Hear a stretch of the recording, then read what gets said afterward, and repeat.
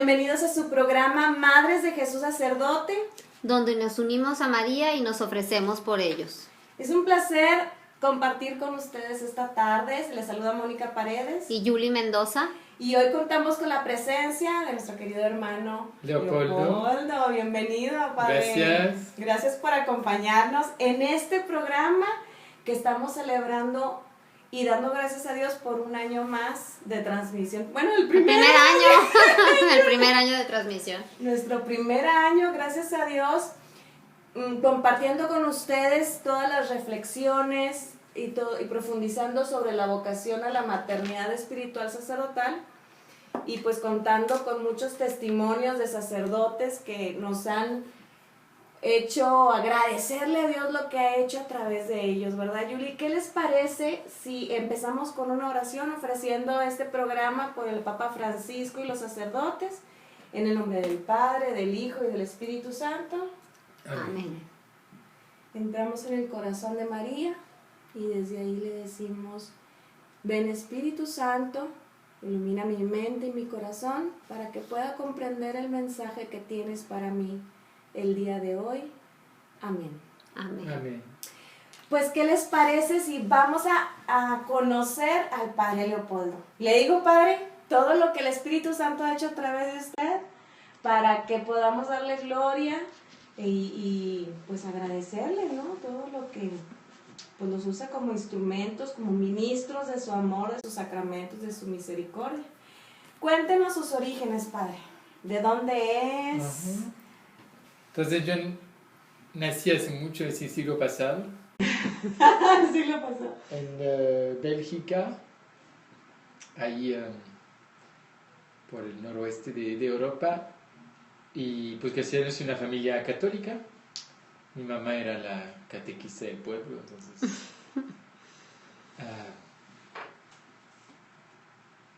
pues sí, fui criado en la fe. Y ¿Estaba en grupos parroquiales usted también, Padre? ¿O cómo conoció a los hermanos de San Juan? sí, no.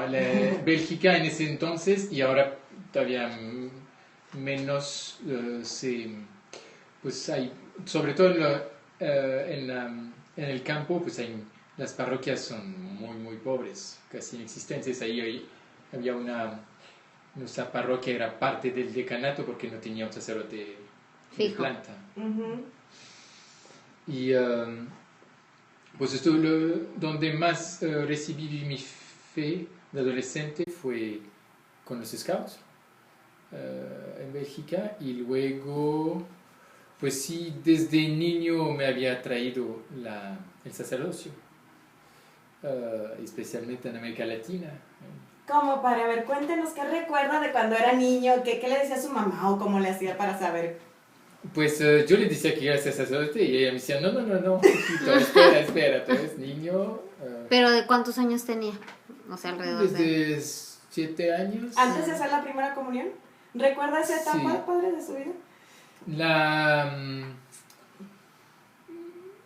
No tanto, recuerdo que éramos 2, entonces, y...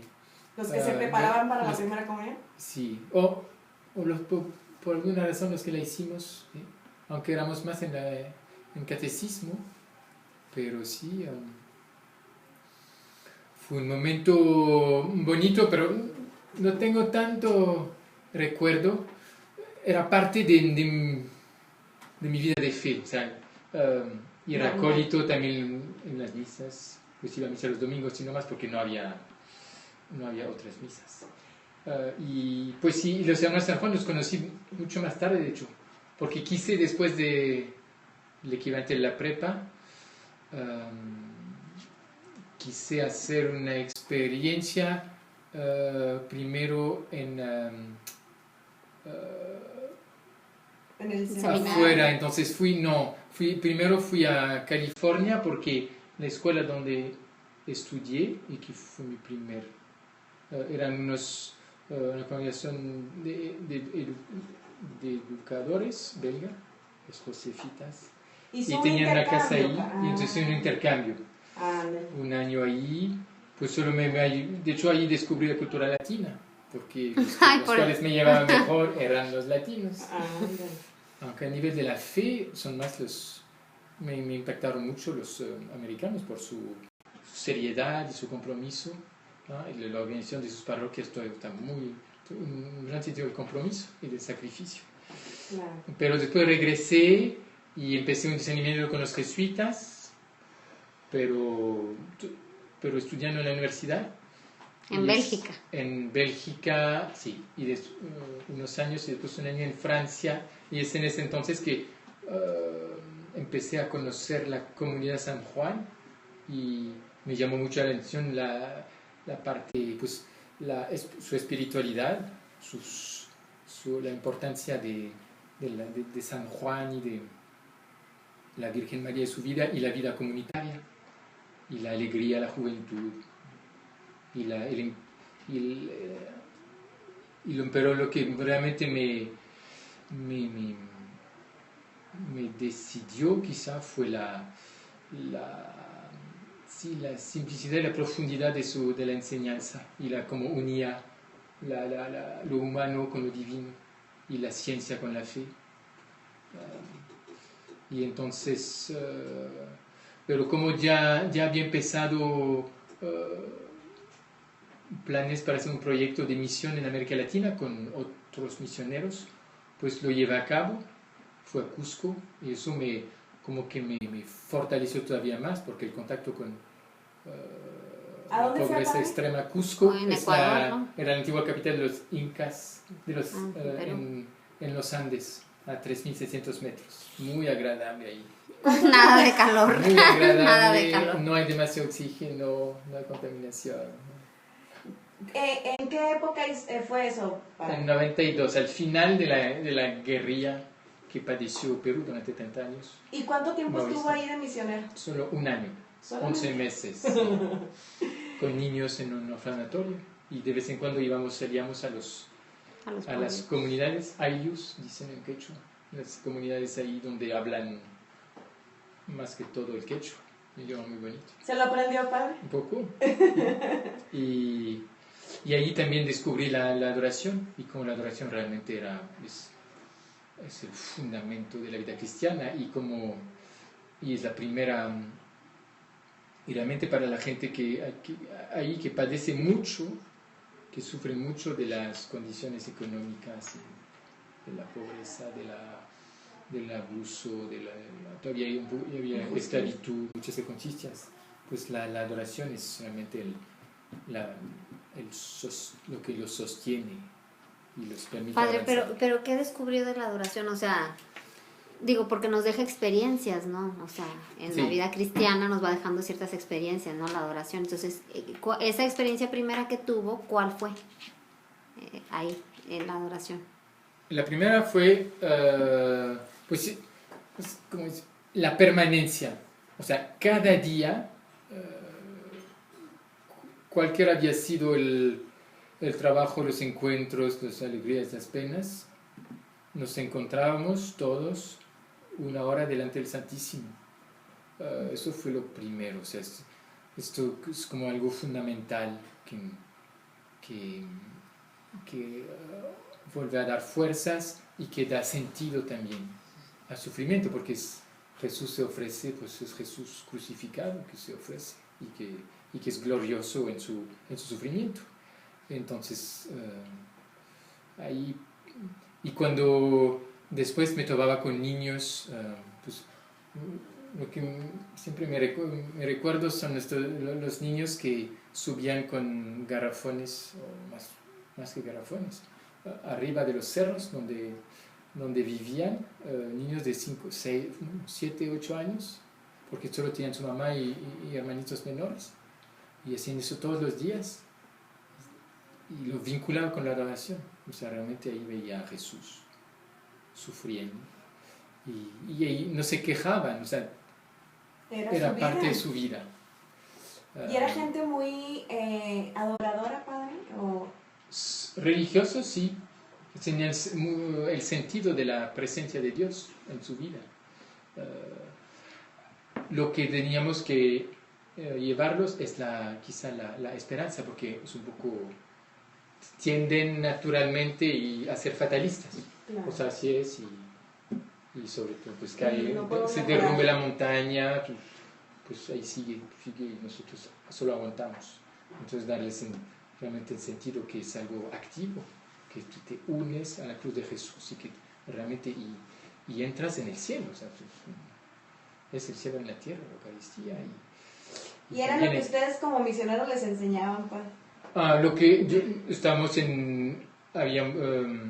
sí, había talleres y clases y nosotros pues tratamos de dar un poco de espiritualidad, les enseñamos a rezar y nos hablamos de Jesús y cada uno tenía un papel, nos turnábamos. Y esto me Le marcó me todo marcó ese mucho, año. pero ya había hecho un proceso con los hermanos de San Juan y me tocaba regresar en septiembre para entrar en el noviciado. Entonces lo hice.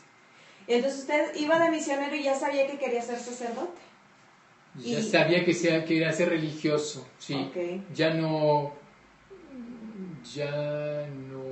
me había dado como el proyecto de ser sacerdote, pero quería dar mi vida a Jesús. Como que eso se había purificado porque vi que el sacerdocio es un don que Dios nos hace, pero que es totalmente gratuito.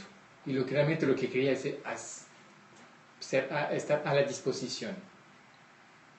Padre, y para entonces su mamá, o sea, ya, digo, pues ya ha llevado varios procesos, o sea. Sí. Y las mamás van, ¿cómo se dice? Soltando un poquito, ¿no? El hilo al papalote hasta que se les va el papalote, ¿no? O sea. Pues ya estaba en Francia, ¿no? Ya ella estaba en Francia. Ella está en Bélgica, entonces, de hecho, durante este año, cuando le escribía, les decía, mira, ¿sabe que hay hermanos de San Juan ahí en Bélgica? ¿Por qué no vas a visitarlos? Haz un retiro con papá ahí para conocerlos. Porque realmente en ese entonces tenían dos casas, pero muy retiradas, eran santuarios. Uno era un santuario, otro era un centro de retiros para estudiantes. Entonces, no eran tan conocidos en Bélgica. Ahora fundaron en Bruselas, entonces un poco más. Pero sí, no los conocía, entonces, como no estaba, entonces les dije, pues, vayan a conocerlos, uno se va a hacer un poco... Que conocieran a ellos el carisma. Sí, directamente, no solo por había... por mi medio, pero creo que lo dice directamente también para que sobre todo mi mamá, para que no... para que no tenga miedo tampoco y que vea que sí, realmente era un lugar que son lindos los feliz. Hermanos de San Juan. Pues claro, no lo veía con mis ojos, pero sí. Padre, ahorita estaba diciendo que le llamó la atención de los hermanos de San Juan su profundidad, cómo ellos congenian humanidad con divinidad, con ciencia y fe y esto, ¿no? ¿Y esto cómo lo descubrió usted? ¿Antes de elegirlos o cómo fue su descubrimiento? Porque llegó de misiones y llegó derechito al noviciado, ¿verdad? Sí, ya, entonces, los 2 años antes ya había empezado un acercamiento. Una amiga me había propuesto de acompañarla a una sesión de filosofía, retiro, no me acuerdo bien cuál fue primero, ahí en Francia, en Borgoña. En Borgoña, y entonces, como iba sola, pues nos acompañó, entonces tomamos el tren y fuimos, y realmente descubrí algo totalmente nuevo, una iglesia joven y a la vez en contacto con el mundo, pero a la vez pero separada, o sea, en el mundo pero no del mundo, y sí, contemplativa, y entonces después regresé por mi cuenta a unos retiros y encontré el padre fundador, el padre Mario Philippe, en el verano, y ahí seguí. ¿Qué le conoció usted al fundador de los Hermanos de San Juan? ¿Qué le pudo conocer? ¿En persona o en charlas, retiros, libros? Lo conocí primero en libros y después fui a un retiro que predicó en el verano, que cada año predicaba un retiro juánico sobre el Evangelio de San Juan en torno a la Asunción, y ahí hablé con él, tuve una entrevista con él y pues sí, me impactó mucho su sentido del otro, su sentido de la persona, la manera con la cual acogía a uno sin a priori, si solo estaba tan abierto y presente al otro. Y luego cuando hablaba de Juan y cuando hablaba de Jesús y de María era algo muy apasionante. Sí, parecía que convivía con ellos. Oh, y también que constantemente se dejaba interrogar por la palabra de Dios. No solo repetía cosas, pero se veía que la palabra de Dios y el misterio de Dios lo maravillaba, sí. Y que a pesar de ya tener más de 80 años, pues estaba como descubriendo y maravillado cuando hablaba. O sea, eso se veía que era realmente un misterio en el cual uno pues entra y delante del cual uno es muy pequeño. ¿Se después, le considera él como teólogo y místico a la vez? Sí, y él, su primera misión en la iglesia fue la filosofía, de hecho. Era porque cuando él era dominico y le pidieron muy joven de ir a enseñar la filosofía en la Universidad Pontificia en Suiza, en Friburgo, y ahí durante 40 años pues desarrolló muchas materias, fue de los que pasaron del latín al francés, entonces hubo toda una nueva manera, era todo un movimiento de redescubrimiento de la filosofía como realmente algo diferente a la teología, donde uno con su inteligencia está frente a la realidad y la interroga sin tener conceptos de fe, y después, y eso hacía que también su teología y su espiritualidad también era muy impactante, porque era otra cosa, o sea, se apoyaba sobre todo sobre lo que había descubierto sobre el hombre, sobre el trabajo, sobre el amor, sobre la política y todo eso, y la metafísica, y se apoyaba sobre eso para entrar en el misterio. Entonces, obviamente fue filósofo, también predicaba mucho a comunidades contemplativas, acompañaba matrimonios, tuvo una vida muy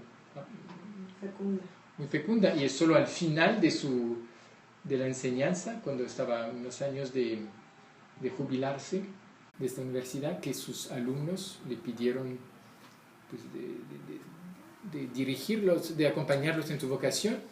Y entonces, después de tantear un poco, ver dónde, primero buscó con sus hermanos dominicos, pero no podían acogerlos juntos porque era muy difícil en estos años la iglesia en Europa, después del Concilio Vaticano II. Claro. Entonces no podían acogerlos juntos en el mismo lugar, y ellos se sentían llamados, eran 5 o 7, llamados juntos.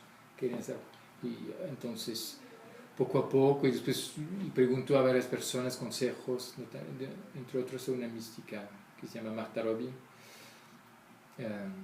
que vivió durante 50 años de la Eucaristía, no comía más. Y ella, entre otros, sí, porque iba a predicar en sus casas, las casas a los sacerdotes que dirigían sus casas de los hogares de caridad. Y ella dijo, pues no, si usted no se encarga de ellos, ¿a dónde van a ir? Y después le dijo, sí, eso no lo digo por mi cuenta. Y ella cada fin de semana tenía una experiencia mística, vivía la pasión, la muerte de Jesús. Entonces, pues, ya no dijo más, o sea, y empezó a acompañarlos, seguía también tus clases y toda su actividad apostólica, y poco a poco pues se fue formando esta comunidad. San Juan tomó un nombre y una estructura, y al inicio se desarrolló muy rápido. Padre, y cuando usted entró en los hermanos de San Juan, ¿qué edad tenía de fundada la orden y así? Fue fundada en 75 formalmente, o sea, los primeros se juntaron y se consagraron en 75, aunque el reconocimiento oficial fue en 79, y yo entré en 1999, entré en noviciado. 20 años después. O sea, joven, le tocó todavía Ujú. beber directo de la fuente, ¿no? Tanto por el fundador, tanto Sí. por que todavía estaban ahí los primeros En el miembros. arranque. En el arranque.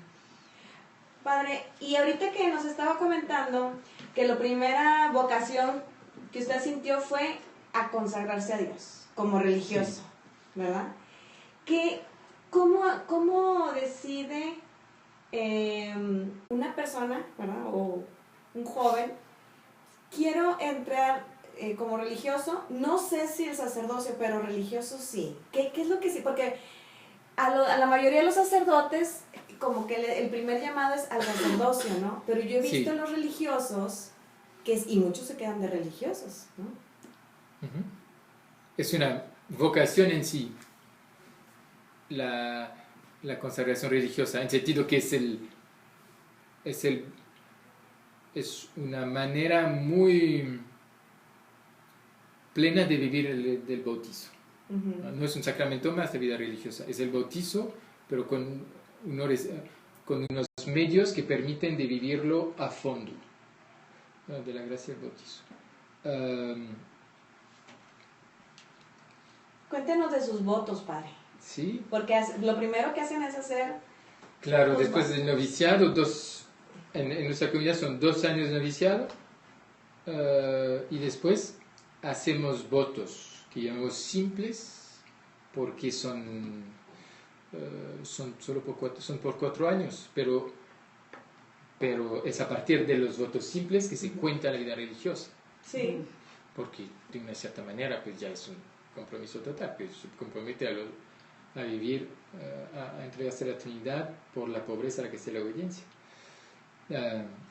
Y entonces eso fue todo el noviciado lo vivimos, éramos bastantitos, éramos 42, después 36 al final, o por lo menos a la toma de hábito, después 20 hicimos profesión juntos. Un gran fervor, un gran deseo teníamos realmente de darnos totalmente a Jesús, como Él, y después como lo que Él quisiera a través de los superiores. Pero Padre, ¿y cómo fue su camino? Uh-huh. O sea, ese camino que llevó, porque digo, nos han acompañado algunos sacerdotes, ¿no? Y no me acuerdo qué sacerdote nos dijo cómo le había marcado su formación, algo que le dijo sobre María, no me acuerdo cuál, Formador. su formador, ese amor a María. Que él fue el que le enseñó.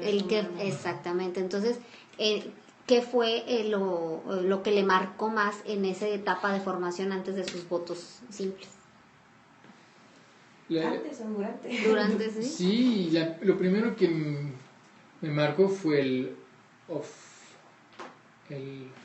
ofrecerse en pos de Jesús en la Eucaristía. Nuestro padre fundador tenía una manera de hacer la misa que era muy... estaba totalmente en ello. O sea, primero predicaba, también estaba totalmente... Y cuando consagraba la hostia era todo, o sea, parecía que... Y concentrado además, totalmente en Jesús. Sí, y como él ya era muy... ya sus fuerzas decaían un poco, pues, a veces teníamos... Y como era enfermero además, éramos 120 hermanos, pero como era el enfermero, me decía, ya se va a colapsar, se va a morir porque está tan orientado en eso. Era intenso, padre, intenso. Intenso, eso me gusta. Y entonces sí, el ofrecerse. O sea, era hostia, o sea. Hostia. No, y ahí descubrir realmente la hostia, sí.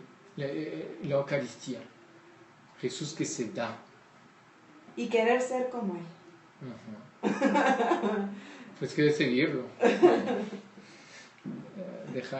dejarse tomar por Él para estar unido a Él,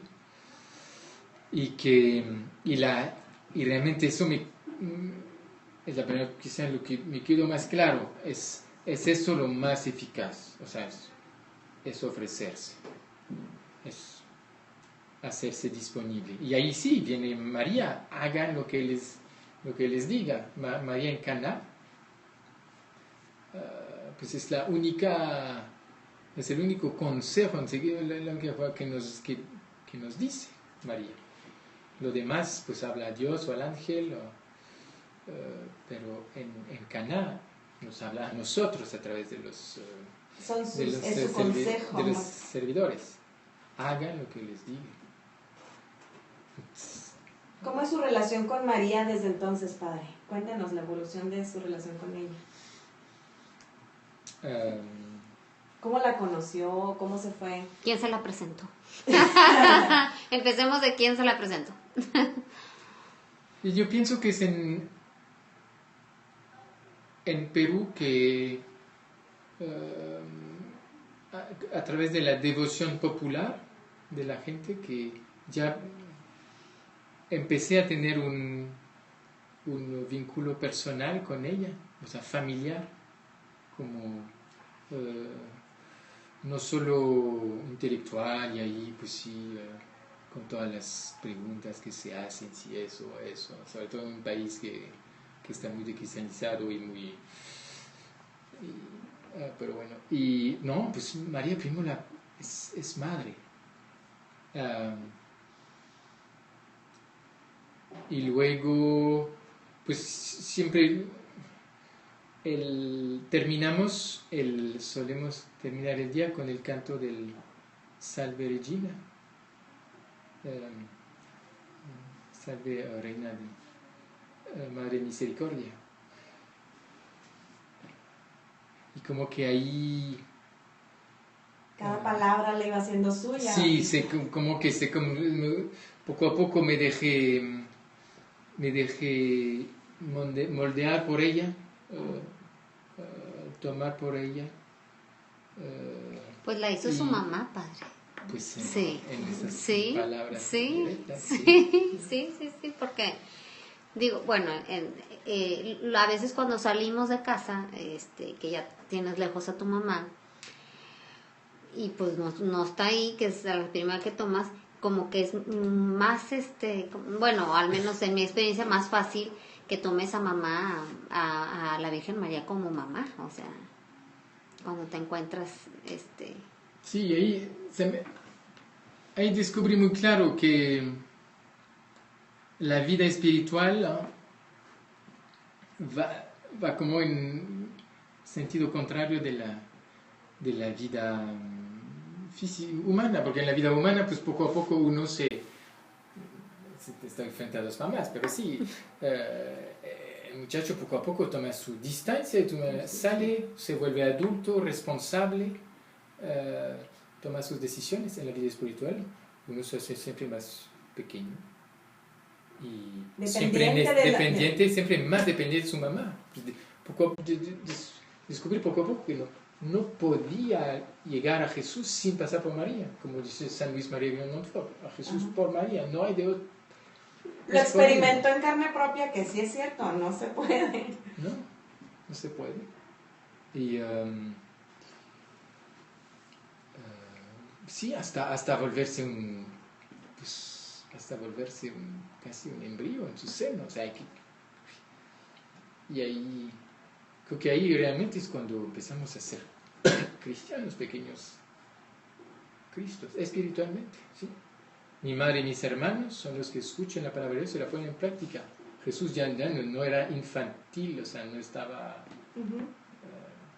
había cortado el cordón umbilical. pero sí, tenía una madre y... La ponía de hasta ejemplo, fue muy ¿no? obvio que en la cruz, pues, la dio a Juan y dio Juan a María. Padre, ahorita que menciona este episodio de la cruz con María a su lado y Juan, cómo lo ha meditado usted en su vida, esta parte esencial que es del carisma de los juaninos, ¿no? Sí. Porque es Juan en todas las enseñanzas de Juan, ¿no? Pero ustedes toman o profundizan más bien a Juan al lado de María en la cruz. ¿Qué le ha dicho a usted ese episodio? ¿Cómo lo ha hecho profundizar?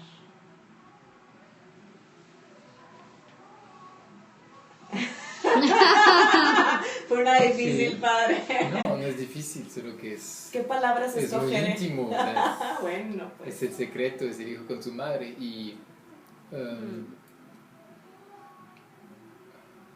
Nos gustan los secretos de los hijos con su padre, padre. Sí, sí, sí, sí.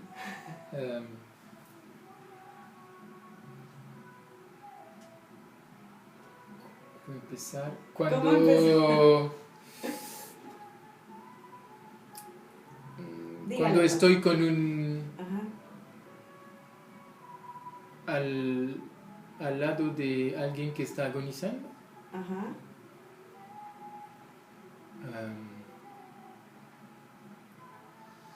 Se imagina ahí, que es Cristo. Sí, y sobre todo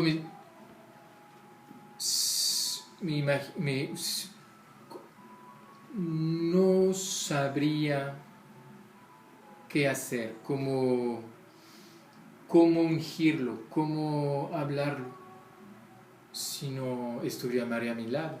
Yo creo que Juan es lo que le permitió como hombre estar al pie de la cruz. Pedro no podía porque era un hombre de verdad, o sea, no había podido porque es imposible, no puedes dejar a tu amigo y tu maestro ser crucificado y matado por los romanos y no hacer nada. Uh-huh. Entonces sí, quizá pues, huyó, todo eso, pero sobre todo porque es hombre, o sea, no, y ahí, y Juan entró, gracias por María, en el misterio de la compasión, que va más allá de la acción, de sacar la espada, o de buscar el médico, las medicinas. No, el designio de Dios se está cumpliendo, o sea, es algo que me rebasa, pero pues sí, ahí se realiza el plan de Dios en esta entrega. Padre, en tus manos entrego mi espíritu. Entonces es mi historia de compasión. Creo que toda nuestra vida debemos vivirla a este nivel de la compasión. Que sean en las cosas sencillas, o sea, en los trastes, no necesariamente en lo cosas ordinario, con pues. lo que es cierto, que a mí la primera cosa realmente donde creo que lúcidamente o conscientemente sentí el llamado fue mirando en el cine, era una de las primeras películas que vi en el cine, La misión de Cristo, y cuando martirizan a este sacerdote. Sí. Claro, entonces ahí todo Yo el quisiera ideal, y quisiera estar ahí. Después descubrí que el misterio de la compasión es mucho más, sí, está ahí, pero está es interior, es estar presente. Estar. Y ahí creo que es ahí que es indispensable que esté María. ¿Y cómo la De pie. De pie. De pie. ¿Y cómo la ha experimentado a María, Padre, en esta relación Juan, María, Jesús en la cruz, en la Eucaristía, ¿no? Porque pues en la Eucaristía, al consagrar a Jesús, sí, está sí. Cristo en la cruz, ¿no? Y está María siempre a su lado. ¿Ha tenido oportunidad de considerar así a María a su lado en la... Ya me brinqué la parte de la ordenación. Sí, no, ahorita nos regresamos. No, sí, pero es que está profundo aquí. Sí. Vámonos con la parte espiritual, Padre. Platíquenos de María a su lado. Sí, de hecho, eso quizás es muy, no sé, sensible, psicológico, pero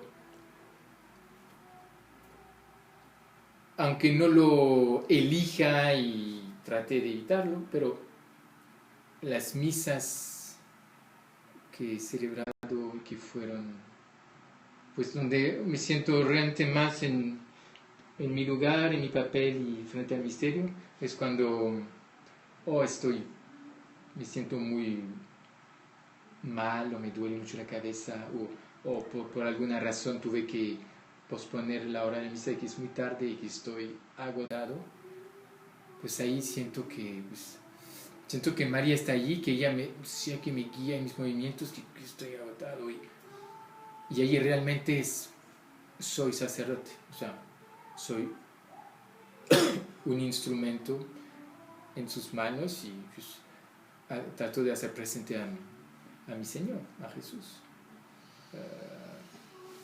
Y ahí realmente es cuando, porque ahí no es solo, pues, si estoy de pie, todo eso es no estoy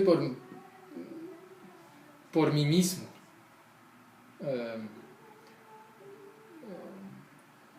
Porque realmente todo es difícil, que estoy cansado, y ahí siento que en ninguna misa pudiera estar al final sin ella.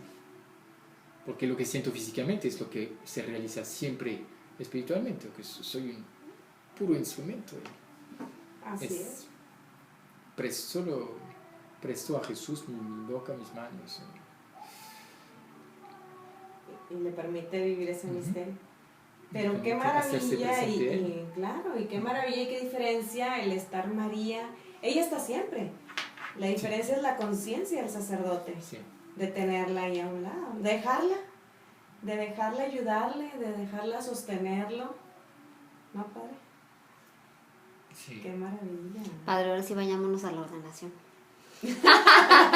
Regresemos la película. Porque aparte le tocó ordenarse en un lugar muy hermoso, padre. Cuéntenos, ¿dónde lo ordenaron sacerdote? Sí, en la Basílica de Vézelay, que está en el centro de Francia, es un punto de partida de la ruta de Compostela. Pero ahí muy... en el centro de Francia es una colina. Todo el pueblito está pegado a la colina y la basílica está arriba. En la punta. Como la cereza en el pastel. Y también arquitectónicamente es una joya, es admirable, es del siglo XI, XII, entonces hay una armonía entre la naturaleza hasta las fuerzas telúricas, o sea, es realmente, porque hasta gente de la nueva era va ahí para sentir cosas, o sea, no se dan cuenta que todo eso está hecho para la ofrenda, para enseñar que todo se dirige y tiene su cumplimiento en la misa, en la Eucaristía.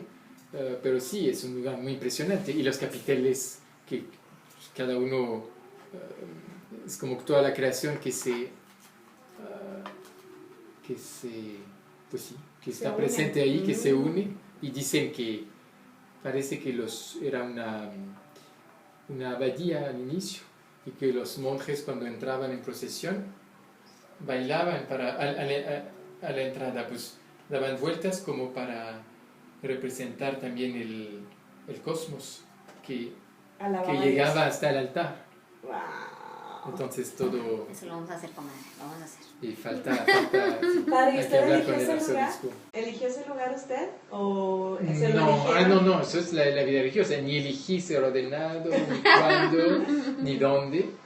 Fue ordenado diácono aquí en la Basílica. Esto también me movió mucho. Sí. La Basílica de Guadalupe. Ahí lo conocimos de hermano, ¿verdad, padre? Sí. Porque, a ver, ¿cuánto tiempo fue religioso antes de que le dijeran o sintiera el llamado al sacerdocio? Porque usted entró, quería ser religioso, no necesariamente sacerdote. Y entonces, ¿cómo fue ese? Es que es interesante, mencionó Yuli. O sea, el que por fin Dios te revele.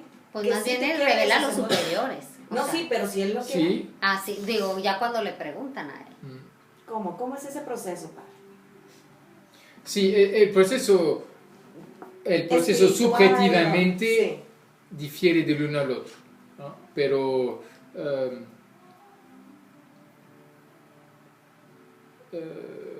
lo cierto es que alguien que esté llamado a la comunidad San Juan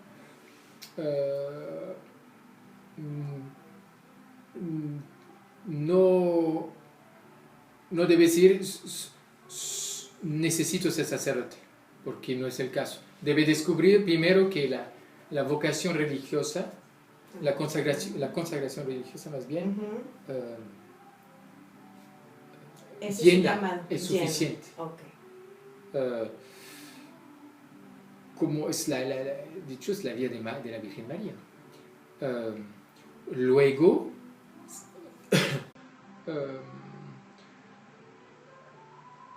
luego puede ser, luego el discernimiento que se hace, hay criterios objetivos, ¿no? Hay unos criterios que la Iglesia marca acerca de lo que hace imposible para un sacerdote, lo que no es malo, porque en general es parte del plan de Dios para uno, y uno también va discerniendo su vocación a partir de su historia, de lo que ha vivido, de todo lo que es, ¿no? Y puede poner Dios, no sé si fue su caso, padre, pero ese deseo de consagrar, o el deseo de impartir el sacramento de la reconciliación, ¿no? Porque a mí una vez me dijo un hermano, yo no me veía oficiando misa o en el confesionario, yo no me veía así, o sea, Dios le pone a uno en el corazón, o no sé, en su caso, padre, cómo fue que ese anhelo, ese deseo de consagrar, de reconciliar, de ungir. Yo lo recibí porque primero el Señor me fue purificando, porque yo tenía un deseo de consagrarme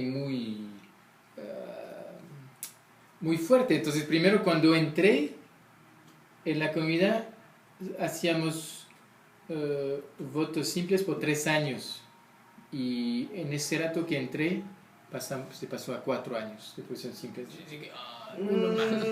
Y después, en el transcurso de mis votos simples, mis superiores me dijeron, ¿sabes qué? Vas a hacer 2 años más de profesión simple.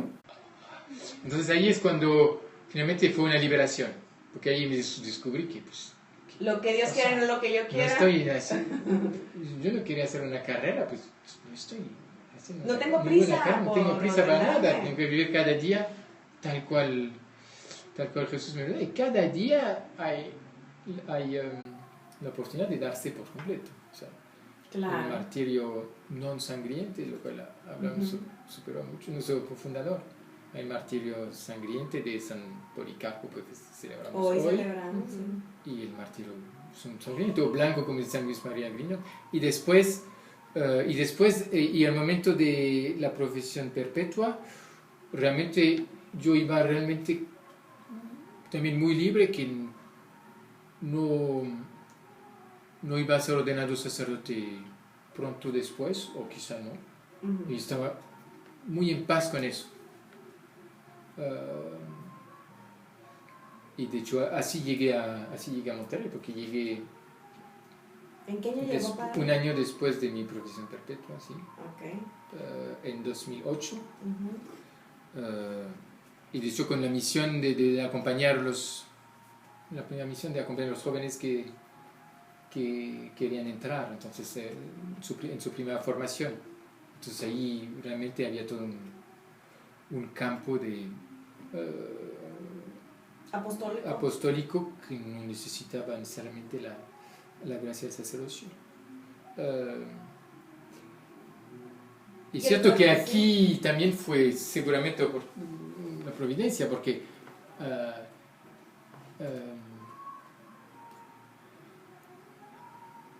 aquí los mexicanos me hicieron descubrir también la importancia del sacerdocio. Está en la necesidad que tenemos de los sacerdotes, padre. La necesidad, ¿no? de este alimento, de ser alimentados, de ser ungidos, de ser bendecidos, de ser confesados, ¿no? Qué bueno, porque en Bélgica la confesión es muy difícil hoy en día, o sea, descubrir que realmente es algo necesario. Sí. Para vivir, para avanzar, porque no podemos vivir sin la misericordia de Dios. Es realmente qué interesante lo que nos platica, padre, porque sí es cierto, en México tenemos la bendita providencia de Dios, que tenemos misa diaria, en muchos horarios, en muchos lugares cerquita. Podemos contar con un sacerdote. Porque hay un deseo también, porque Sí. realmente hay un deseo, porque la gente está buscando, porque cuando uno va a la basílica pues hay un flujo continuo. Sí. En el Tepeyac sí, pero aquí también. Y tal porque, vez- y hay una cierta... hay algo que no es peyorativo, pero hay algo de niño en el mexicano Ujú. que hace que Anhelemos. sí, a recibir de Dios sus dones más bellos, que son la reconciliación y la comunión. Y a lo mejor si se queda en Europa, pues no ve la necesidad porque no hay la gente solicitando tan urgentemente, ¿verdad? ¡Qué maravilla! O sea, desde que llegó padre, ¿cuántos años pasaron para que lo llamaran al diaconado? 2008. ¿Te acuerdas, Julie? Que fue... Cuando nació Emma, tu hija. Porque el padre Leopoldo te la bautizó. Sí, en el 2012. Y fue su primer Ay, bautizo. acababa de ser. Sí, es cierto. Fue su primer 2012. bautizo, padre. Sí, es cierto. Nos Espero que sea acordamos. santa, padre. ¿Hace 4 años? Santa Emma Inés. Pues tiene, en Sí. el 2012 nació. Sí, 2 años. Ahí estuvimos, ¿verdad? Sí. Sí, fuimos a la, al Sí, diaconado, al diaconado. en la Basílica de Guadalupe. Sí. Y luego, ¿pasaron cuántos años antes del sacerdocio? 2 años. 2. Pero también estaba en la misma disposición. Puede ser que me quede de diácono o de ahí ya sabía que seguía el sacerdocio en algún momento. No, ahí sabía que seguía el sacerdocio, porque realmente fui ordenado diácono. Normalmente ahí, al momento de la ordenación diaconal, debe estar claro si es en vista del sacerdocio o para ser diácono permanente. Así es. Eso cambia, pero realmente sin apuro, porque realmente... No había prisa. no había prisa, Como pero muchos sí. que 6 meses después. Sí, ya porque se- realmente cuando me propusieron el diaconado, Tuvo realmente tiempo de... lo que cuando yo acepté, pero realmente para mí ahí lo último era pues sí, poder dar el cuerpo de Jesús y poder perdonar. Eso. ¿Qué? Y ¿A dar qué el se viático, refiere? para mí realmente es para eso que quise ser ordenado. Claro. Porque el diácono puede bendecir y predicar, y yo no Sí. buscaba tanto la predicación. Así que, ahora, gracias a Dios, en el seminario me están ayudando a la predicación. Y la predicación también es un don de Dios, primeramente. La logosofía es un don. Pero sí Padre, implica un cierto Y disposición. en ese tiempo, entre que le proponen ser diácono y que lo ordenan sacerdote, como ahora sí ya está determinado, tuvo que haber habido una preparación en vistas del sacerdocio, ¿no? Ujú. Nuestra formación es para la vida religiosa, pero prepara al sacerdocio. Normalmente todos los hermanos siguen la misma formación, que hace que realmente hay hermanos que no son ordenados, que tienen una cualificación apostólica. Y en cualquier momento lo pueden ordenar, Sí. ¿verdad? Porque ya están listos. Como quien dice. Sí. Es que la valoración... Todos los cursos, sobre todo al final, los cursos de pastoral, de sacramentos, eso todos lo recibimos. Pero realmente es en este enfoque, es el sacerdocio de Juan, es un sacerdocio contemplativo, misericordioso. De hecho, es todo lo que nuestro arzobispo ahora está Promoviendo, promoviendo. sí, Sí, sí, sí. muy impactante. Platíquenos, ¿cómo usted ve el sacerdocio de Juan para configurarlo a su vida? Porque pues para eso hay muchos carismas, ¿no? En la iglesia. Hoy tenemos, cantidad. Entonces, ¿qué caracteriza el sacerdocio de Juan? Pues él está... pues Jesús le dio...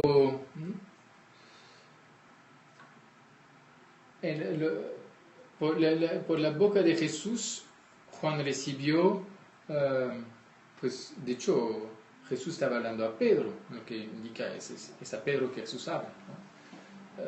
Porque él es la autoridad, es el vicario. Jesús dijo a Pedro, si yo quiero que él permanezca hasta que yo vuelva, hasta que yo vuelva, ¿qué te importa? Tú sígueme. Ajá. Entonces, Juan permanece. Juan mene, como dice en griego. En griego. Mene, está solo con, de hecho, monos, está solo con Jesús y se queda con él. ¿No? Desde su primer llamado fue eso, y se quedó con él aquel día. Primero es permanecer con Jesús. O sea, no podríamos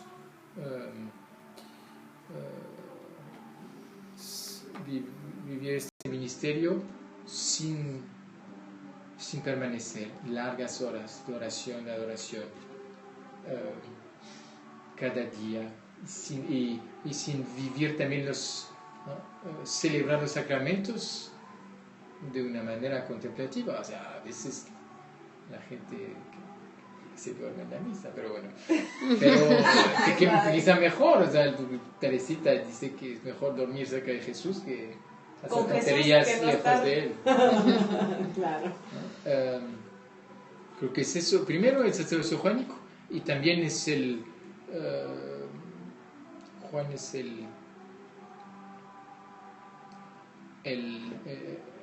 nos da el evangelio de los encuentros personales. Pues ahora hay un novicio aquí, noviciado, entonces es muy personal la formación, porque soy también maestro de novicios, entonces es muy personal, pero sí hay una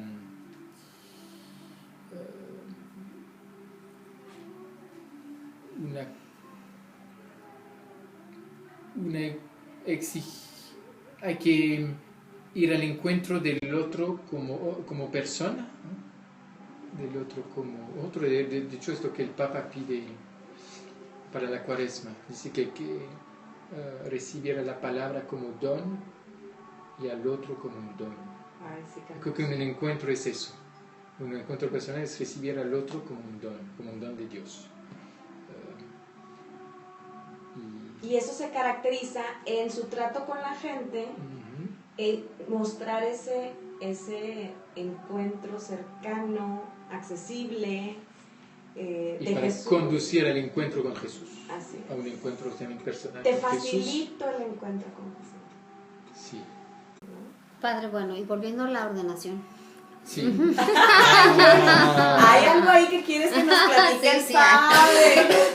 Antes de que se nos acabe el Antes de que programa, nos acabe el programa, padre. padre. Andamos brincando de profundo. Sí. Platíquenos cómo fue su día, padre. O sea, los días generalmente hacen un previo retiro. Sí, hicimos un retiro toda la semana en la casa, de hecho en la casa del noviciado, donde entonces también llevados por la oración de los novicios, ahí en Francia, en Saint-Jodard. Fue muy bonito, de hecho fue a dos voces, ¿no? Predicó el prior general y el prior de la casa de Saint-Jodard. Se completaban mucho porque uno era más místico y el otro era más práctico, ¿no? Y que bueno, sí. Él me ayudó mucho, sí. Y estaba muy emocionado, padre, ¿o no? Y estaba preocupado, o estaba que... No, estaba emocionado y preocupado de no perder nada de esta gracia, o sea, de esta gracia que Jesús me hacía y me iba a dar, y de ser suficiente, pues, sí, humilde para recibirlo, ¿sí? Padre, ¿y le pidió algo en especial a Jesús? ¿Alguna gracia especial para su sacerdocio? Sí, todos nos platican, cuéntenos con confianza, padre. Pero Yul, ¿qué le pidió y qué le dio Jesús al beneficio de la iglesia? Son dos preguntas.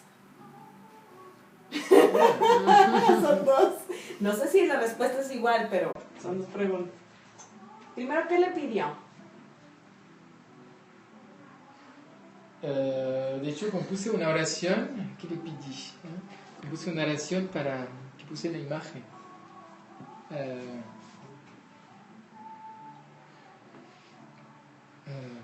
¿Qué dice, padre? Cuéntenos. No, de yo no me acuerdo, pero sí, creo que era de ser un hombre de misericordia, que se pueda tocar a través de mí la misericordia de Dios para conmigo y para y esta misma misericordia que quiere extender a todos y a cada uno sin excepción. Y entonces tener a la vez la humildad, la mansedumbre y la exigencia por la verdad, porque va a la par. O sea, la verdad la recibimos, nos rebasa. Entonces hay que presentarla tal cual es. Pero últimamente esta verdad es esta misericordia es sí ser un hombre de misericordia. Y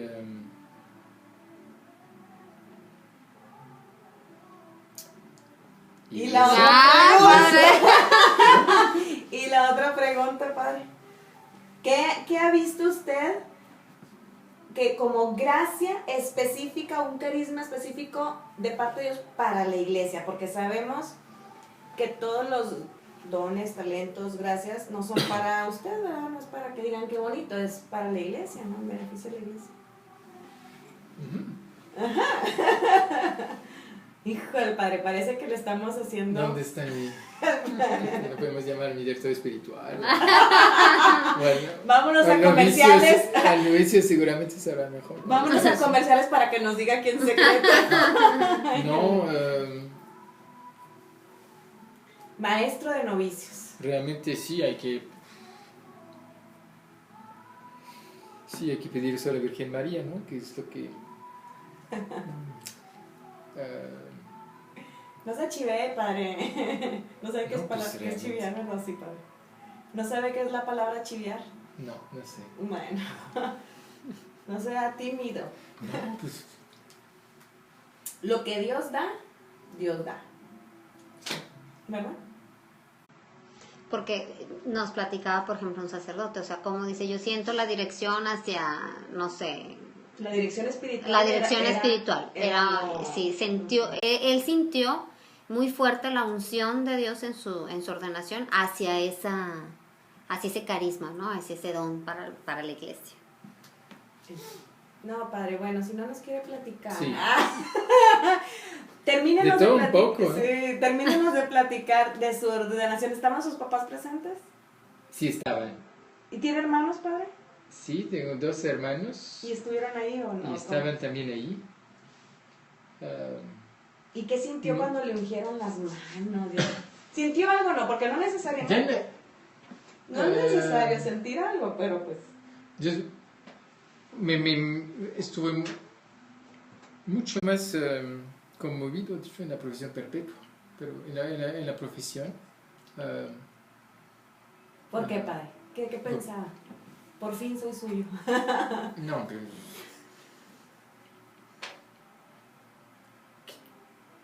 Esta, pues sí, consagración...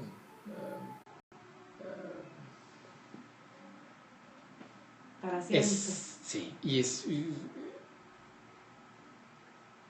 es un misterio es un sacrificio, claramente es un sacrificio. La consagración religiosa es una inmolación. Es Abraham, Isaac. Y ahí realmente es Dios que actúa todo. En el sacerdocio sí hay una cierta responsabilidad que hacía que me hacía ser un poco más preocupada de cumplir, quizás preocupado sí de dejar pasar a Jesús dejar pasar a Jesús en el acompañamiento, en el discernimiento espiritual, en la predicación, o sea, en la iluminación, porque hay que, pues, a través del sacerdote pues se toca el cuerpo de Jesús y su palabra, pero no tuve dolor de cabeza. Pero sobre todo después, ¿no? Y eso me recordó que es también esta parte, es que ya después pasé 3 o 4 horas bendiciendo. Ay. Hasta que me libere un mexicano, un regiomontano, ¿no? Es el único Lo que liberó. pues, después, Vengas a la fiesta.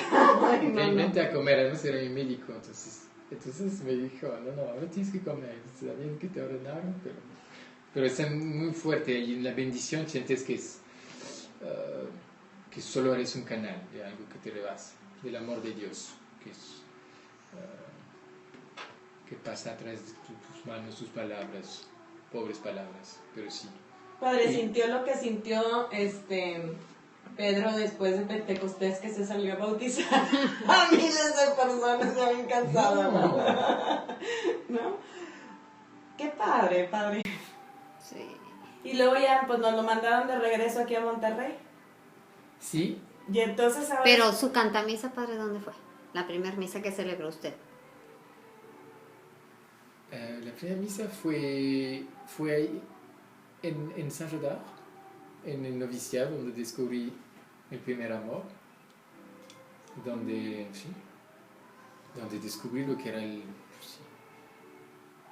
realmente el misterio del sacerdocio, el amor de Jesús, la Eucaristía, todo eso. Eso fue una gracia porque no había pedido y estaban los novicios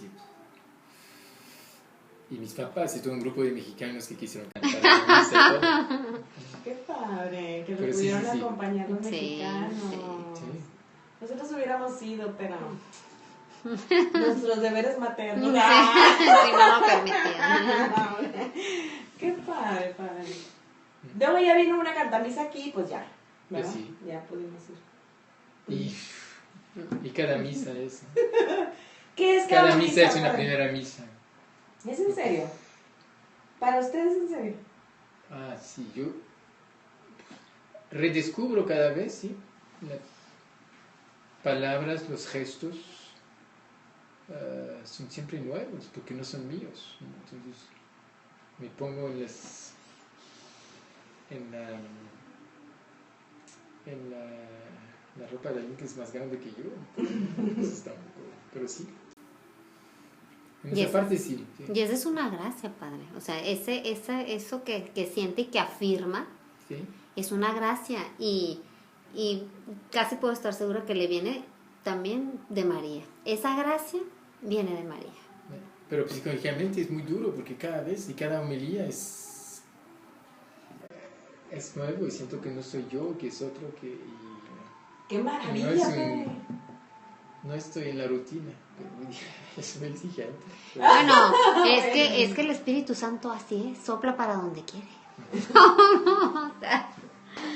No, es una maravilla, Padre, y yo le pido al Señor que le dé perpetuamente esa gracia, que nunca se le haga costumbre ningún sacramento, empezando por la Eucaristía, para que siempre esté manifestando la novedad del Espíritu Santo, porque Él es novedoso, creativo, Sí. ¿no? Y cada caso es diferente, cada misa es diferente, y pues si María ha estado presente cuando más mal se siente, pues qué maravilla, ¿no?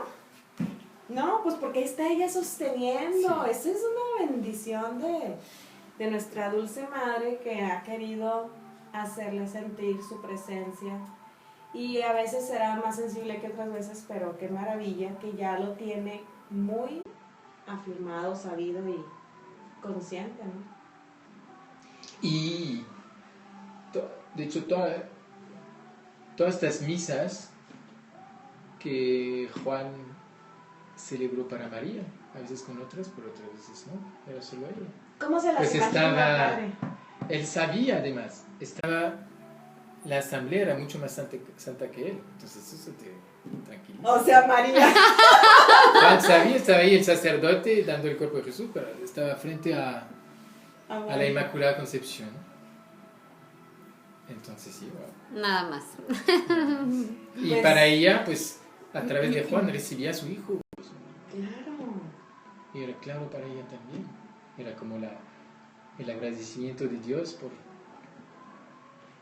cada comunión, por lo que ella había vivido y en su carne, en su corazón, en su seno. Entonces sí.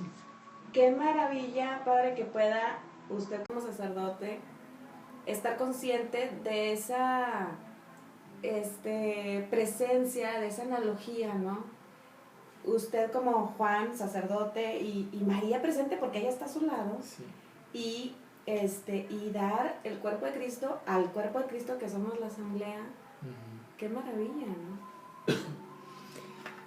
Ay, Padre, pues qué padre regalo tuvimos porque estuvo aquí con nosotros, lo gozamos muchísimo. Y le agradecemos que nos haya abierto su corazón por las preguntas tan íntimas que le hacíamos, pero téngalo por seguro que valoramos mucho que contemplar las gracias que el Señor derrama en sus sacerdotes y a través de ellos. Nosotras con nuestra vocación de la maternidad espiritual sacerdotal, pues eso es lo que pedimos al Señor, ¿no? Que tengan esa presencia, esa transformación en Cristo continua, esa intervención de María Santísima en transfigurarlos en su Hijo amado, ¿no? Entonces pues también le agradecemos mucho y le vamos a pedir que antes de terminar pues nos dirija una oración y una bendición. ¿Cómo? Bueno, en el nombre del Padre, del Hijo y del Espíritu Santo. Amén. Señor, te damos gracias por habernos reunido para contemplar juntos el don que nos diste del sacerdocio, primero del sacerdocio de Cristo, que se manifiesta en el sacerdocio ministerial, el sacerdocio real de los fieles. Te pedimos que nunca dejemos de ser maravillados y agradecidos por este don del sacerdocio, y que también te damos gracias por nuestro Papa Francisco, el Papa de mi sacerdocio, que pone la prioridad donde es, en la misericordia.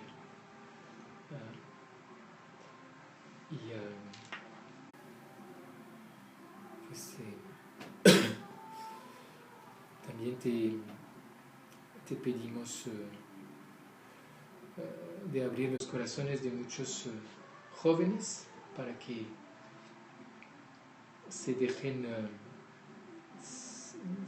tocar el corazón y acepten de ser tus instrumentos para que vayan alimentando al pueblo de Dios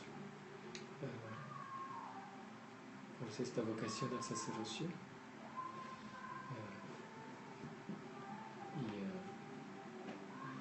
Por la intercesión del corazón inmaculado y compasivo de la Virgen María, de San Juan y de los santos de México, bendigo a cada uno de ustedes que están aquí, que están escuchando este programa. En el nombre del Padre, del Hijo y del Espíritu Santo. Amén. Amén. Pues muchas gracias, Padre. Muchas gracias a todos ustedes por acompañarnos esta hora. Gracias por acompañarnos cada programa. Los invitamos a que escuchen los programas pasados, buscándolos en YouTube, Madres de Jesús Sacerdote, y encontrarán todos los programas, porque pues les puede servir tanto para profundizar nuestra vocación como para alabar a Dios por las maravillas que hace a través de los sacerdotes. Y les recuerdo que tenemos nuestra página de Facebook, Maternidad Espiritual Sacerdotal, Madres de Jesús Sacerdotes, donde pueden también solicitar unirse para ver todas las reflexiones que ahí les compartimos. Acuérdense que aquí en Radio Amigos de Jesús tenemos todos los miércoles a las 8:30 nuestra hora santa. Pueden venir al oratorio a presenciarla o sintonizarla a través de aquí de Radio Amigos de Jesús. Y también cada primer viernes de mes tenemos aquí la misa a las 12, misa del Sagrado Corazón. Y pues bueno, los esperamos la próxima semana. Pues muchas gracias a todos nuestros fans en este año, ¿verdad? Muchas gracias al Padre por acompañarnos, Dios los bendiga. Hasta la próxima.